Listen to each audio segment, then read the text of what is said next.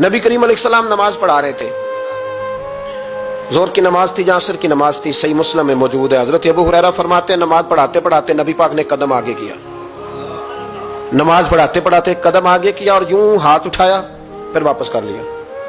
اب نماز پڑھ کے نا تو سلام پھیرا تو صحابہ عرض کرنے لگے یا رسول اللہ صلی اللہ علیہ وسلم وہ نماز میں پیر بھی آگے کیا تو ہاتھ بھی اٹھایا، تو وجہ کیا تھی؟ اب پہلا سوال تو یہ ہے کہ آپ لوگ نماز پڑھ رہے تھے یا حضور کو دیکھ رہے تھے؟ تو صحابہ تو پہلے ہی بتاتے ہیں کہ بھئی ہم تو پہلی صف میں نماز اس لیے پڑھتے تھے کہ نماز بھی ہوتی رہتی تھی اور چپ کے محبوب کی دید بھی ہوتی رہتی تھی۔ حضور سے پوچھا یا رسول اللہ وہ نماز پڑھتے پڑھتے قدم آگے بڑھایا آپ نے تو پھر پیچھے کر لیا، کیا تھا؟ اور ہاتھ اٹھایا تو پھر آپ نے نیچے کر لیا۔ تو نبی کریم فرمانے لگے نماز پڑھاتے پڑھاتے جب میں نے کہا نا سمیع اللہ لمن حمیدہ، اچانک میری نظر اٹھی تو جنت میں چلی گئی، نظر اٹھی تو جنت میں، تیرے لیے 2-4 قدم عرش بری ہے۔ تو محبوب فرماتے ہیں جب میری اوپر نظر گئی نا تو میں نے دیکھا کہ انگوروں کا ایک خوشہ لٹک رہا ہے جنت میں، تو میں نے ہاتھ بڑھایا کہ توڑ لوں۔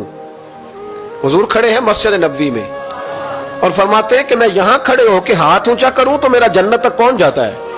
فرمایا میرا ارادہ ہوا کہ وہ خوشہ جنت کا توڑ لوں اور ذرا میں نے پیر آگے بڑھایا ہی تھا تو میرے دل میں خیال آیا کہ جنت راز ہے تو راز ہی رہنی چاہیے، یہ راز کھول گیا تو مزہ نہیں آئے گا، تو میں نے پھر وہ ہاتھ واپس کر لیا۔ صحابہ کہتے ہیں جب نبی کریم نے یہ بیان کیا تو ہمارے چہرے نے تجسس سے کھیل اٹھے، تجسس سے ہم کوئی بات اور بھی سننا چاہتے تھے۔